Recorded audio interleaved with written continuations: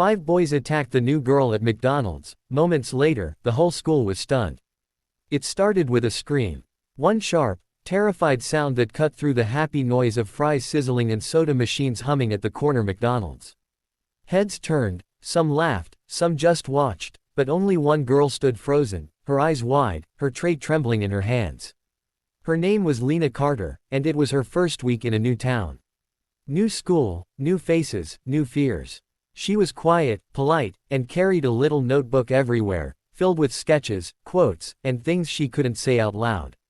Her father had passed away 2 years ago, her mother was struggling to keep their life together, and Lena had learned that silence was safer than attention. But that silence shattered in an instant. 5 boys from her new school, loud, overconfident, and spoiled with the kind of power that came from their father's money, had spotted her sitting alone. They'd mocked her at school before, her thrift store clothes, her accent, her quietness. But today, they wanted to put on a show.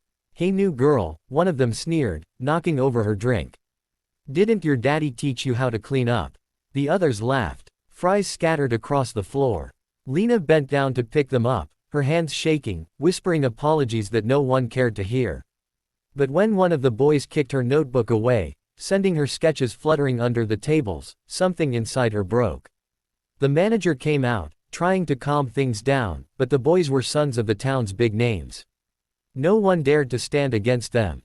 Cameras were up, people were filming, and Lena's humiliation was becoming everyone's entertainment.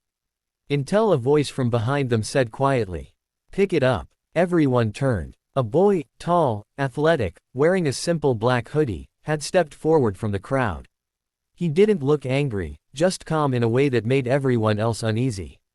His name was Ethan Ross, captain of the school's basketball team, and, ironically, the same school the bullies went to.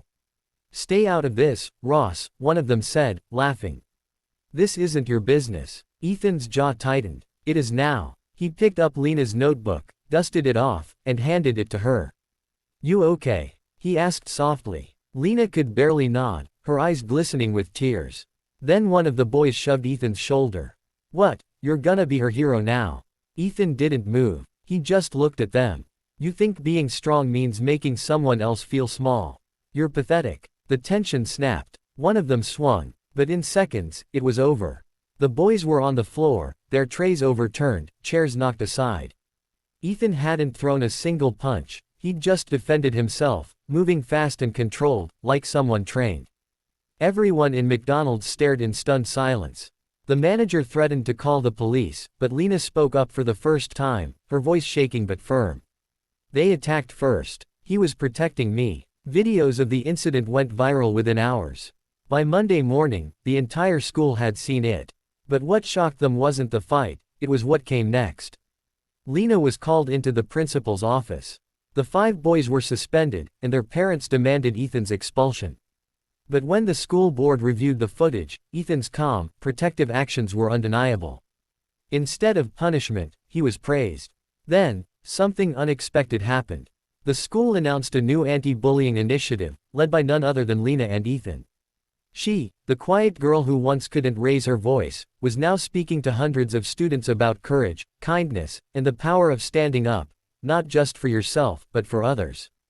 In one of those assemblies, Lena told her story. "I thought being quiet would keep me safe. But silence only protects the ones who hurt you. The moment I realized I wasn't alone, I found my strength." Ethan smiled from the side of the stage, proud but humble. What no one knew until later was that he, too, had been bullied as a kid, before his father taught him self-defense and the value of protecting, not harming. By the end of the semester, Lena had become one of the most respected voices in school. The same kids who once mocked her now looked up to her. Her art, those sketches from her little notebook, was displayed in the school hallways, each one carrying a message of resilience and compassion. And those 5 boys, they learned their lesson the hard way. When they returned, no one laughed at their jokes anymore. They weren't feared, they were pitied. Because the whole school now understood something deeper. Real strength isn't measured by power or popularity, but by empathy and courage. Months later, at McDonald's again, the same place it all started, Lena sat across from Ethan, both laughing over fries and milkshakes. She looked at him and said, You know, I used to hate this place. Ethan grinned. Now it's the place you found your voice. The camera could fade out right there, with her smiling, confident, no longer the quiet girl she once was. And if you're watching this right now, remember, one act of kindness, one moment of courage, can change someone's entire story.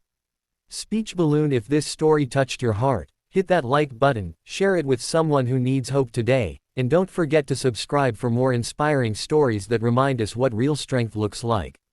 Because sometimes, the quietest person in the room is the one with the loudest heart.